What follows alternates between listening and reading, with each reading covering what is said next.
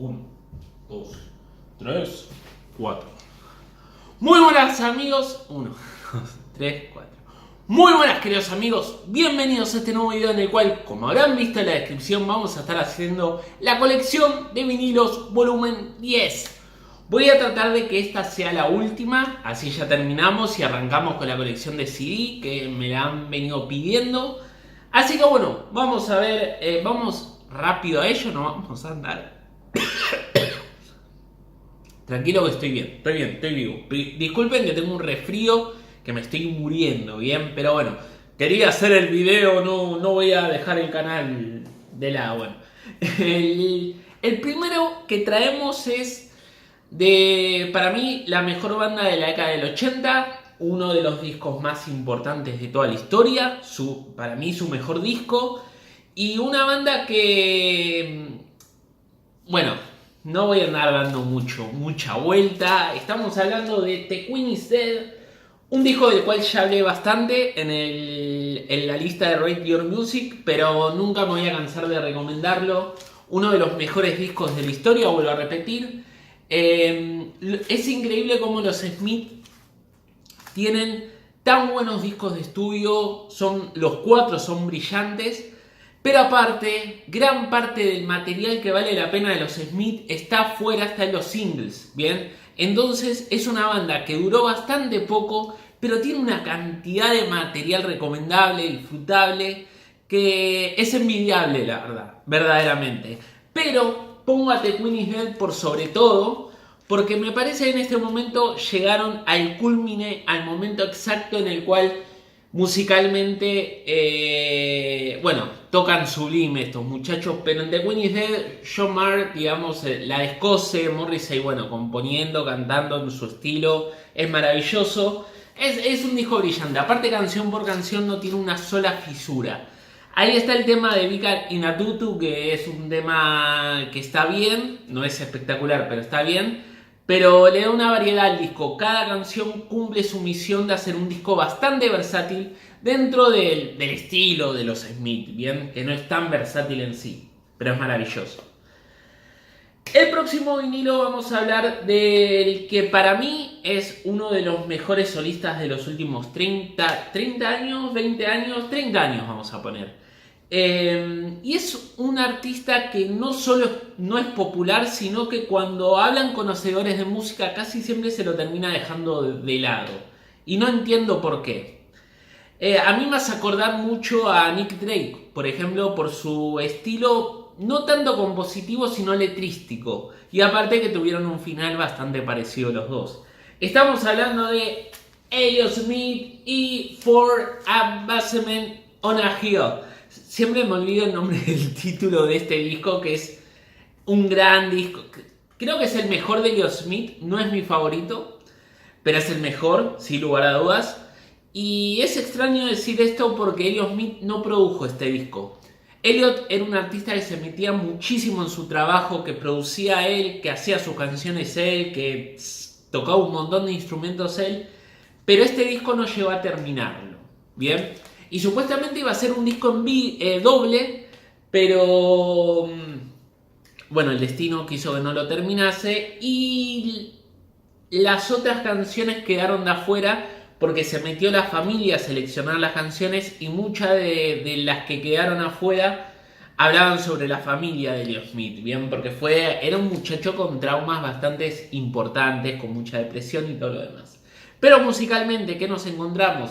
Musicalmente nos encontramos art pop del bueno, pero de una manera sofisticada, de una manera tan elaborada musicalmente que da miedo muchas veces escuchar a Elliott Smith de la perfección que irradia a nivel pop.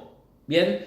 Yo creo que es de esta generación, o ya es de la anterior, pero de la más cercana, ni yo me entendí lo que dije. Elliott Smith es el que sigue esa manera de crear canciones tan beatlesca, o como se diga, que es esa estructura de estribillo, esa estructura de cuidar, de hacer el pop lo más artístico posible.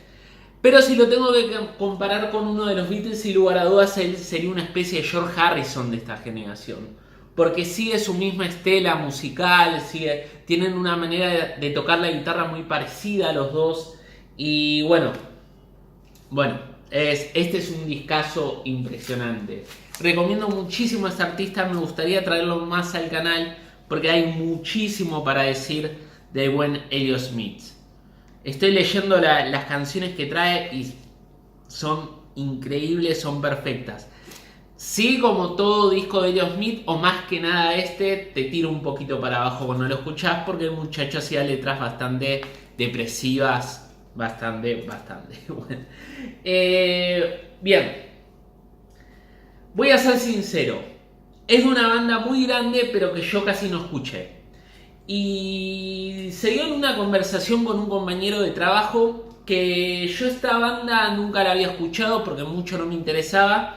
Y aparte de decirme que soy un boludo, me dijo también que me iba a regalar el vinilo de su disco más importante para mi cumpleaños. Cumplió y acá está, es Ella de los Steely Dan. A mí en lo particular, el estilo de esta banda mucho no me llama la atención.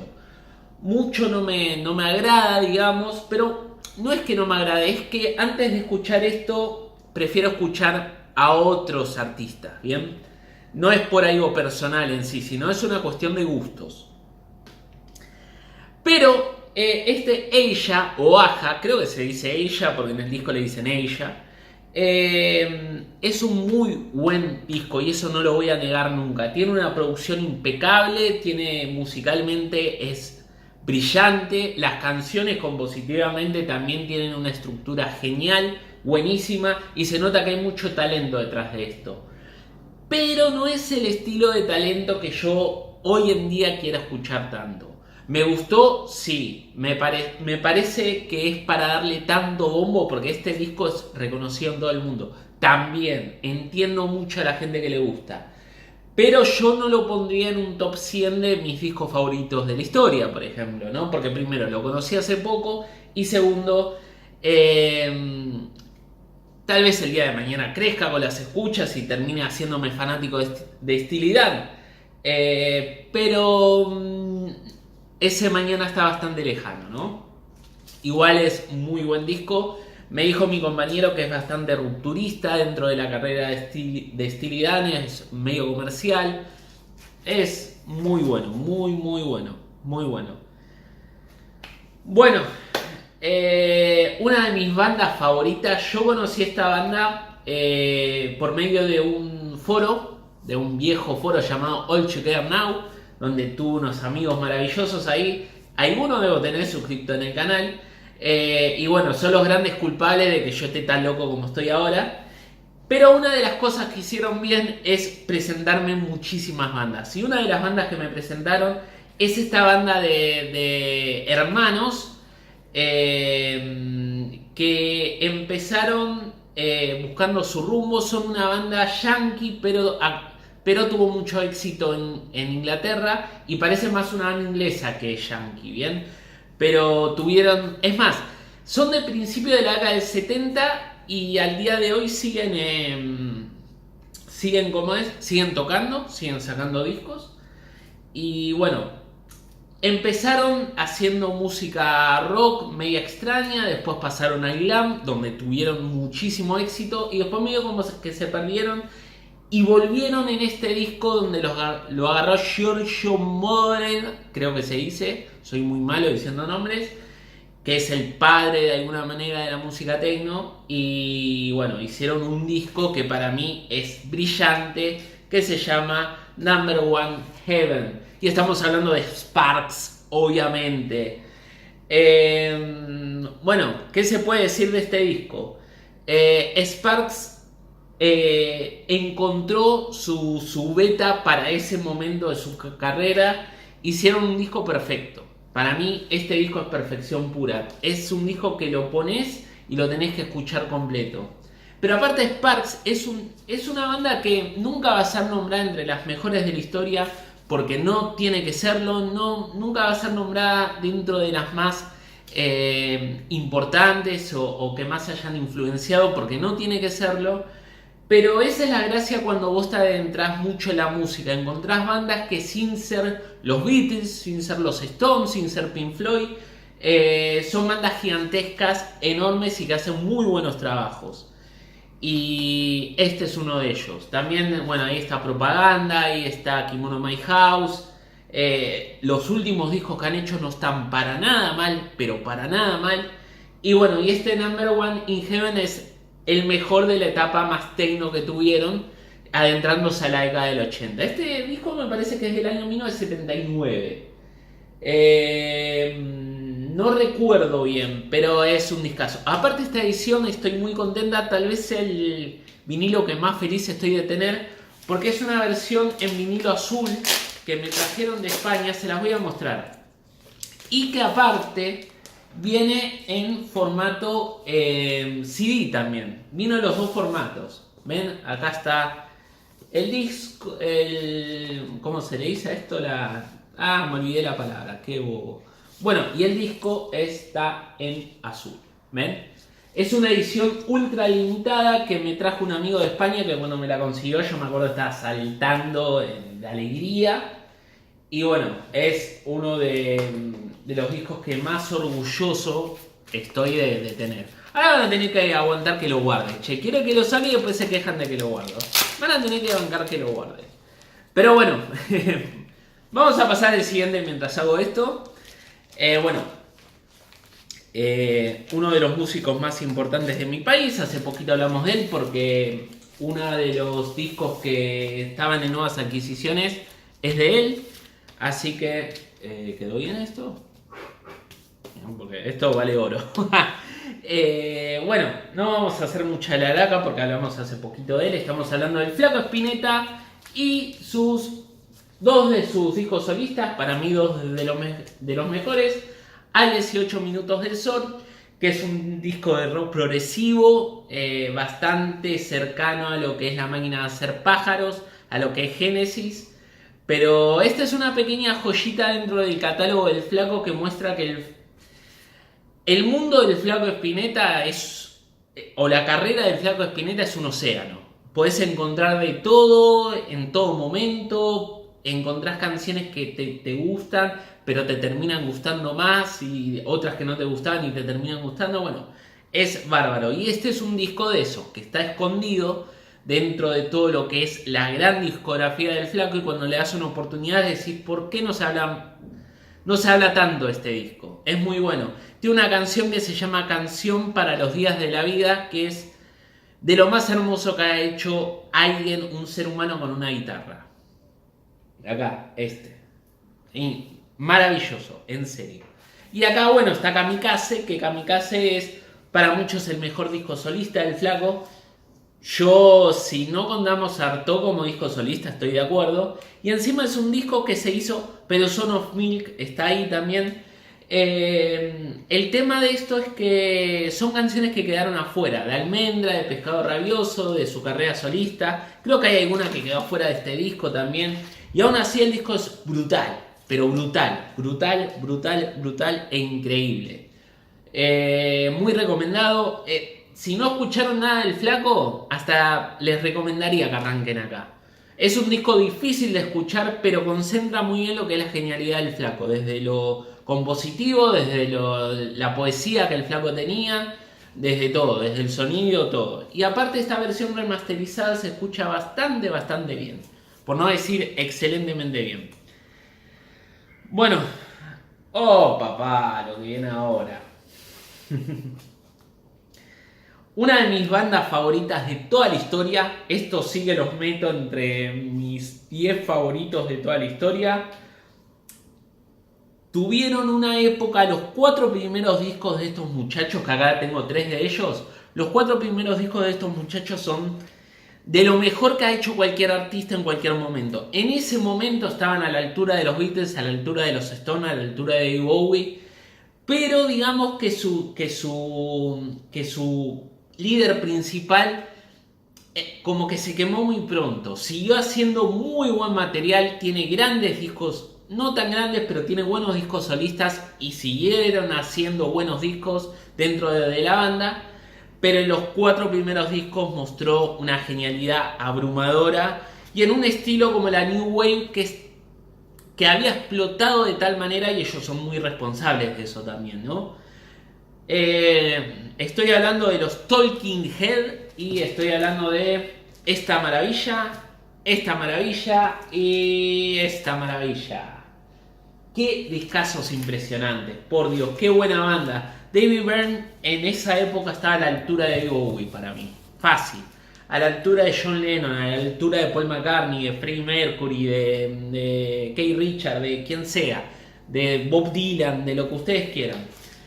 Este es un disco que muestra una gran evolución y un gran avance dentro de lo que entregaba el primero. Y hay algo de conceptualidad en este disco, más que nada en el enganche de las canciones, que la gran mayoría de las canciones están enganchadas entre sí. Una obra de arte. Fear of Music es mi disco favorito de los Tolkien. Y es un disco muy especial porque habla un poco de todos los miedos que tenía como personaje, y no tanto, David Byrne. Y bueno, habla del miedo al papel, miedo al aire, miedo a las ciudades, miedo a la guitarra, miedo a todo. A la guerra. Es un disco brutal, brillante, muy ingenioso, y musicalmente fue una gran evolución a comparación de los 2 anteriores.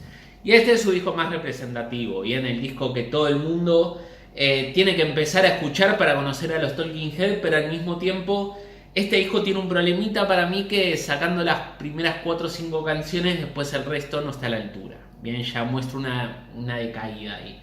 Pero las 4 primeras canciones de este disco es de lo mejor de los Talking Heads. Así de una.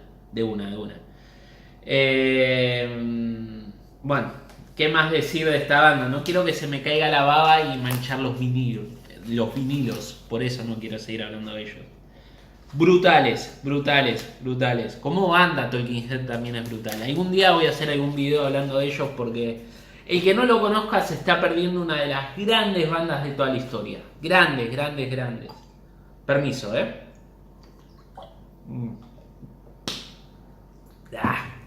agüita fresca. Bueno, así como hablamos de una de las bandas más importantes de la historia, esta sin lugar a dudas está entre las 3 bandas más influyentes de todos los tiempos. Al día de hoy se sigue haciendo cosas queriendo imitar a este disco que salió en el año 1967. Ya hablé de él también en la lista de Radio Music. Pero bueno, es un gran disco, se merece todas las loas que se lleva. The Velvet Underground and Nico. Una maravilla de compositiva, musical. Estaba metido Andy Warhol, pero la Velvet en sí era un grupo de músicos muy ingeniosos. Más que buenos músicos como John Cale, eran ingeniosos. Sabían tocar sus instrumentos, pero aparte sabían qué hacer con ellos, que es más importante aún. Y bueno, y ahí estaba también Lou Reed, que como compositor todos sabemos lo que es Lou Reed. Brillante este disco, brillante, que puedo decir que nos haya hecho de la Velvet Underground y de su primer disco. Nico, que es una cantante alemana que aparece en este disco, tiene una carrera solista muy buena. Tiene un disco llamado Chelsea Girl, que creo que es el primero que sacó después de este, del año 1968. Estaba metido Andy Warhol también ahí. Bastante bueno, pero bastante bueno. Yo se lo recomiendo mucho a las personas que les gusta la Velvet Underground y no les molesta Nico, porque hay mucha gente que dice que este disco, el gran problema es que está Nico, y en realidad a mí Nico le da una presencia muy importante a la banda. Y bueno, tener al número 2 de Alemania Occidental en ese tiempo debe ser bastante importante, ¿no? Con todo respeto. Bueno, vamos a Argentina, volvamos para acá. Década del 80, banda bastante importante en esa época. Banda que a mí mucho no me vuelve loco. No es que sea de mis bandas favoritas, pero este vinilo me lo regaló mi señora. Y la verdad es un muy buen vinilo, es el mejor disco de ellos.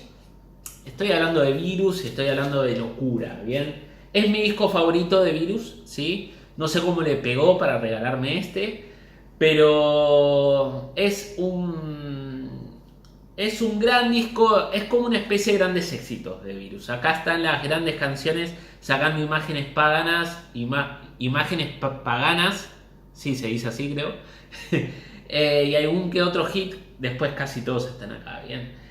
Pop, tecno, muy al estilo de lo que se hacía en esa época.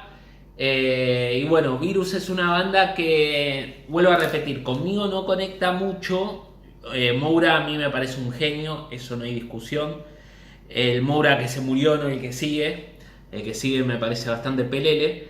Pero bueno, al que le guste, sabe que Locura es uno de sus mejores discos y al menos es mi disco favorito. Y bastante recomendable para el que le guste ese estilo de música, ¿no?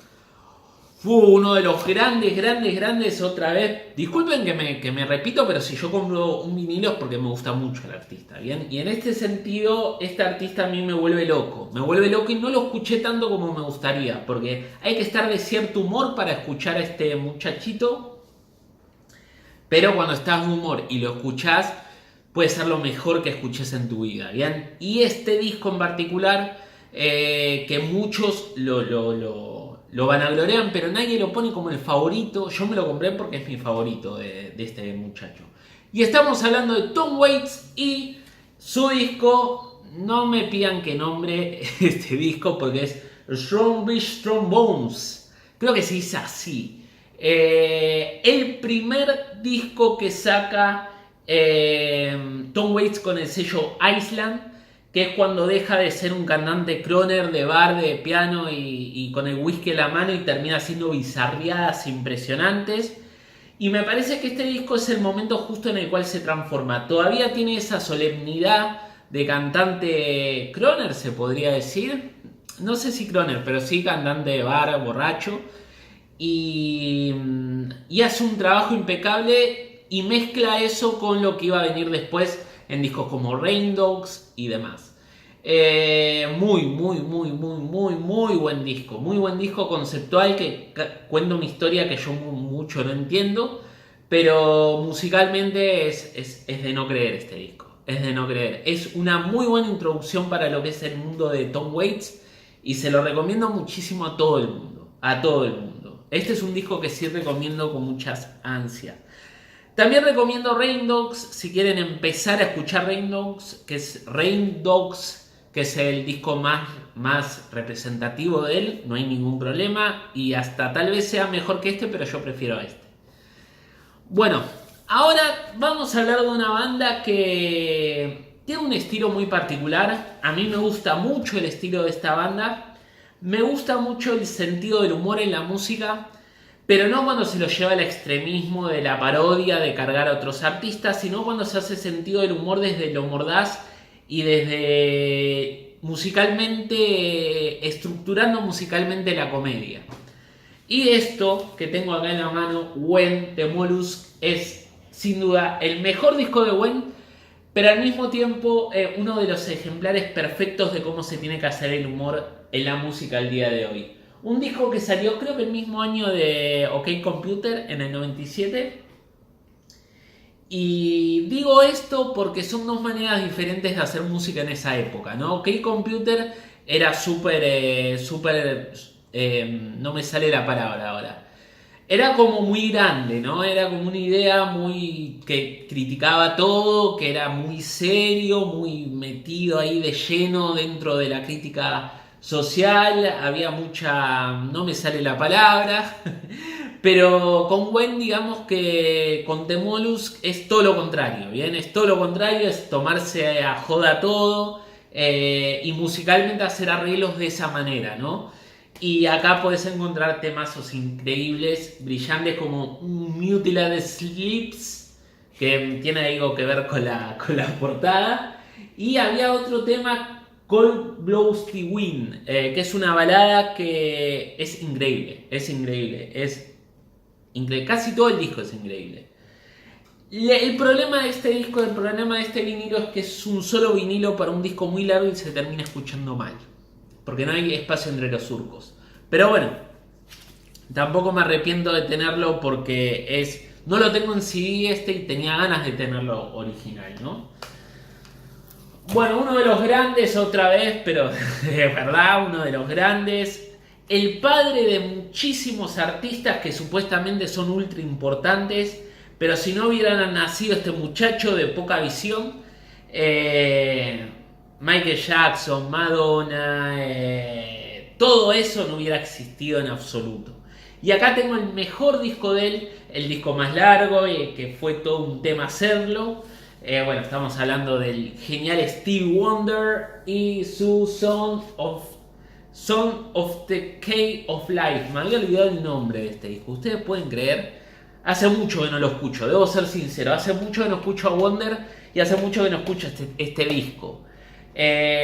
Un mastodonte de diferentes ideas, de mucha inteligencia poética, mucho ritmo, mucho pulso negro, mucha genialidad principalmente. Stevie Wonder hace su mejor disco, el disco más esperado de toda su carrera, y es tan grande este disco que hasta no le queda chico un disco doble, y tiene que sacar un single también doble con 4 canciones más para poder saciarse, ¿bien? Bueno, ¿qué se puede decir de este disco? Que un clásico de los clásicos que merece el estatus que tiene, y que me parece raro que no haya entrado entre los 40 más importantes de la historia, porque para mí lo está en la lista de Rate Music, ¿no? Bueno, Wonder es una maravilla. No lo tengo tan escuchado como yo querría, tampoco voy a andar mintiendo. Escuché Inversions, escuché el otro, ¿cómo se llamaba? Bueno, escuché 2, y 3 más, y me encantan y me fascinan y me parecen maravillosos, pero también tengo que darle más tiempo a escuchar a este muchacho que hace mucho. Lo que pasa es que me ocurrió eso. Cuando escuché este disco me gustó tanto, pero al mismo tiempo dije, bueno, escuché lo mejor de Wonder. Es lo mejor que tiene. Después voy a seguir indagando más adelante. Y lo mismo me pasó con AC/DC, lo mismo me pasó con Depeche Mode, hasta que, bueno, ustedes me hicieron el delivery de suscriptores. Pero bueno, así que con Wonder me pasa lo mismo. Elíjalo para el próximo delivery de suscriptores y listo. Me obligan a escucharlo y punto, ¿no? Igual tiene una discografía de 1500 discos, ¿no? Pero me voy a centrar en su etapa Motown, quédense tranquilos. Bueno, una de las bandas pilares de rock progresivo, viajamos a la década del 70, ya estábamos en la década del 70, pero viajamos a otras ideas, a otras nociones, a otra música muy elaborada, muy experimental, que no es para todo el mundo. Hay gente que no tiene estómago para esta música, yo hay veces que no tengo estómago para esta música, y principalmente para esta banda, pero no deja de ser maravillosa por eso.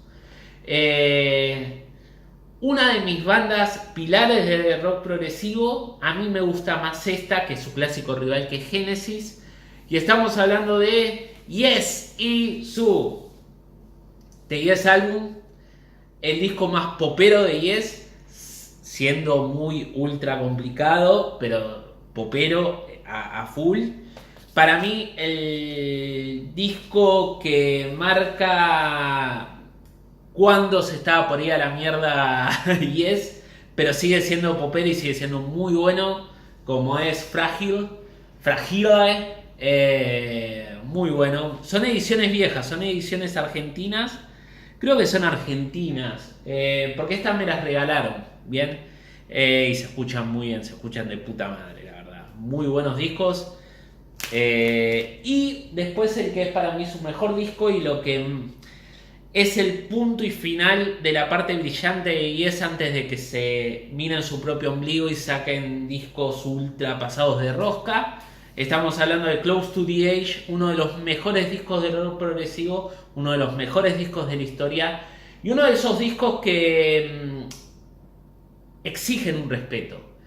Hay discos clásicos que vos no sabés si te gustan tanto porque son clásicos o porque verdaderamente son brillantes y son increíbles.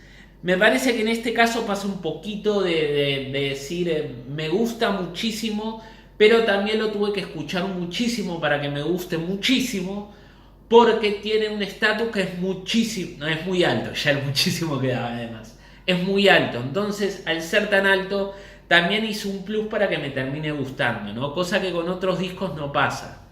Y bueno, es brutal este disco, es una versión remasterizada, se escucha de puta madre, el que pueda comprarse, esta es la versión que retocó Steve Wilson, ¿bien? Se escucha pero muy bien, una versión muy buena. Ya estamos terminando, tranquilo que terminamos. Se viene, yo a este tipo le decía que tenía voz de duende, ¿cómo era que le decía? Bueno, no me acuerdo. De duende menopáusico. Yo decía que tenía voz de duende menopáusico. En el momento en el cual yo conocí Sparks, también me presentaron a este artista y yo no lo soportaba. No lo soportaba desde no mi ignorancia, mi poco ejercicio de escuchar artistas que cantan con una voz diferente. ¿Bien? Y digamos que este tipo tiene la voz más diferente de todas, pero aún así es una máquina componiendo, es una máquina haciendo canciones, como guitarrista también me parece una máquina impresionante, y al día de hoy sigue sacando discos, ¿bien? Estamos hablando del canadiense, estamos hablando del maravilloso Neil Young y sin lugar a dudas su mejor disco, After the Gold Rush.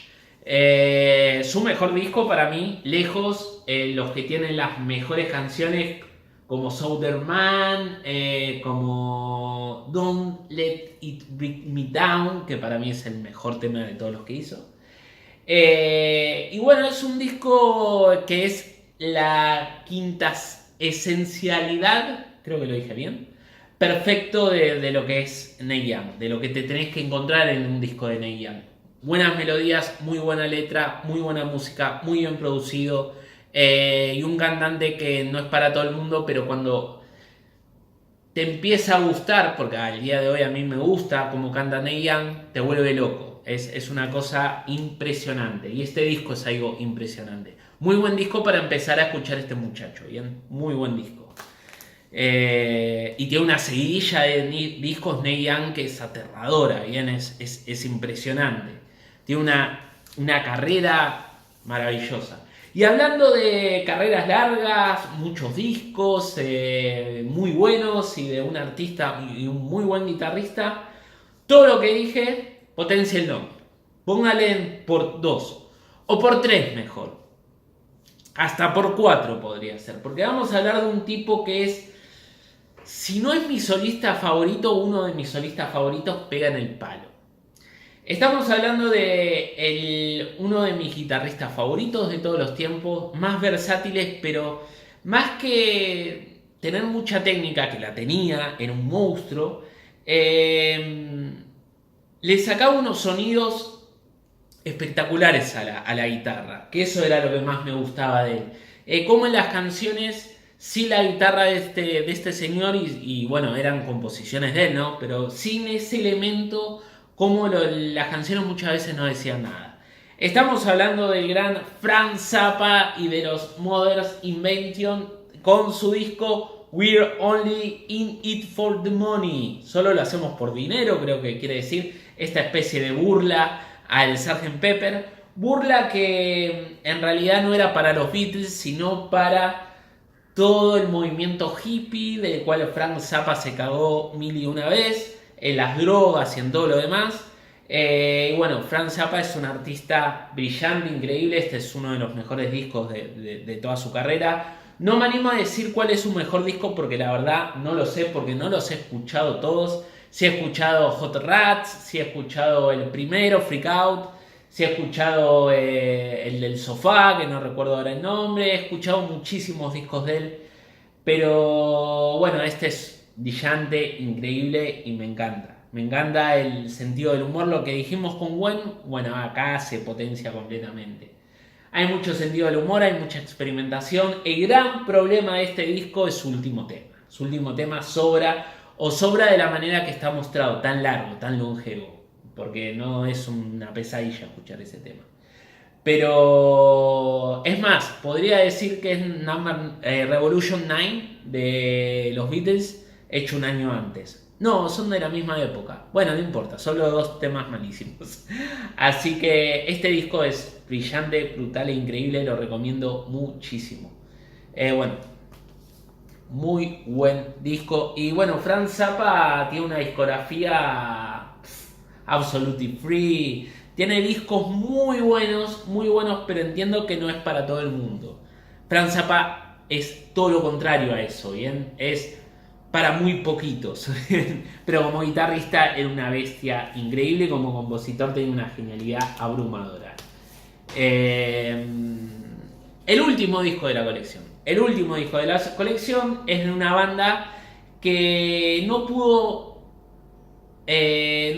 resucitar después de haber sacado este disco porque fue una genialidad absoluta, asombrosa, y después como que se quemaron.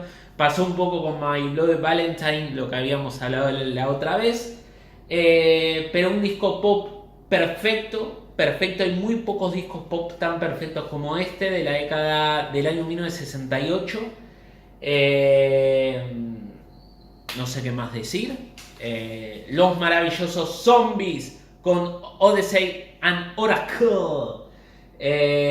Bueno, Car of Cell 44 o 44, soy malísimo con el inglés. A Rose for Emily, pero principalmente Time of Season. Son muestras perfectas de cómo hay que hacer pop. Esto tendría que ser un manual más que un disco de pop. Bien, es un manual de cómo se hacen canciones perfectas, porque todas son perfectas. Desde Butcher's Tale se llamaba el tema, sí, Butcher's Tale, que parece un tema que es malo, pero como tema terrorífico funciona muy bien dentro del disco, cortando un poquito el caramelo que venía en uno tras otro, ¿no? Y bueno, es un disco brillante e increíble y que recomiendo muchísimo. Así que bueno, espero que les haya gustado esta colección, mi humilde colección, como siempre digo. Creo que vino mi señora y me está esperando atrás de la puerta, no quiere abrir hasta que corte. Bueno, vamos a seguir con la colección de CDs, así que bueno, muchas gracias por ver el video, nos vemos en la próxima, adiós.